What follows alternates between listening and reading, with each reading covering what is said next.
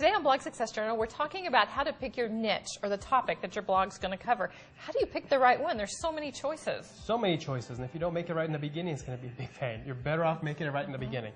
And today's show is brought to you by HostGator, the only web host that we literally actually recommend to our own friends and family.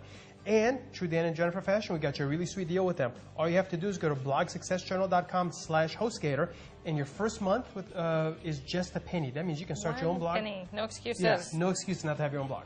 Okay, so in picking your niche, the first thing we need to talk about is passions versus money makers, okay?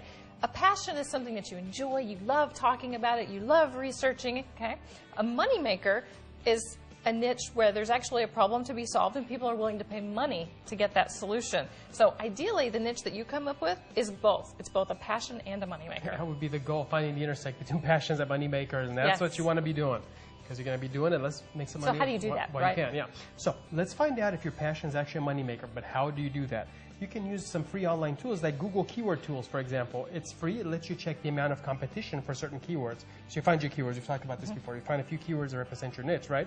And you put these keywords into this tool, and it shows you the amount of competition, which means how many other websites show up for this tool, for this keyword of yours.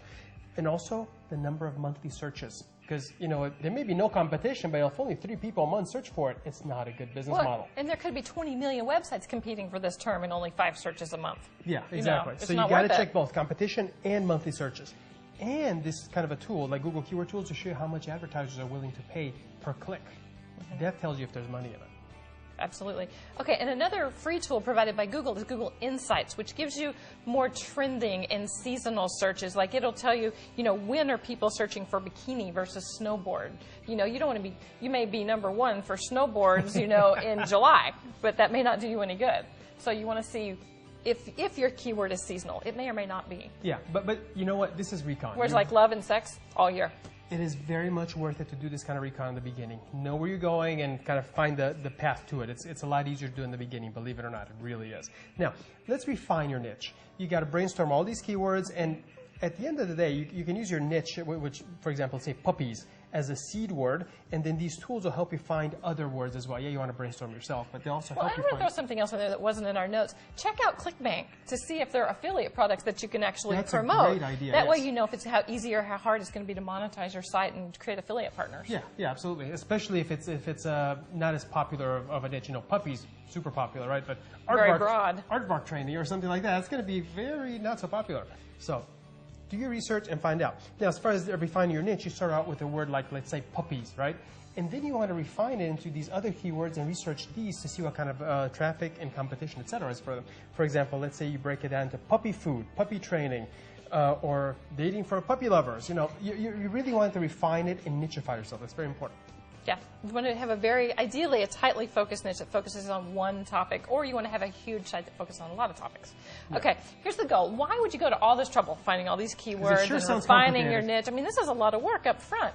But you have 2 goals in this, okay? One is you want to develop a loyal following, people who are interested in what you have to talk about week after week after week, month after month. You want a loyal following that keeps coming back. You want to establish yourself as an expert, okay? You want to set the tone, right? How you're going to say things, the voice, your publishing schedule. These are other things to keep in mind because you want to be consistent and predictable. People love that. They know when, how, where.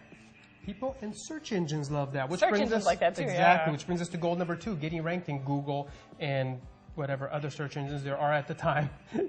Google, Bing, whatever. You want to be ranked in these search engines. And how do you do that? Well, first of all, yes, it can be tough to get ranked, and it's not going to happen on day 1, okay? It's going to be a result of a bunch of focused effort, like doing this research in the beginning, right? But if you put out this regular high-quality content like we're talking about earlier, it's really going to get you there. Remember, people love it, and search engines love it. Very important. You have to write for both. Okay, so here's our question for you. What is your passion, your niche? What do you know that is a good money-making niche? Shout it out, leave it in the comments, and don't forget to go to blogsuccessjournal.com/HostGator and start your blog today for just a penny. That's a great deal. Sure, take advantage of it.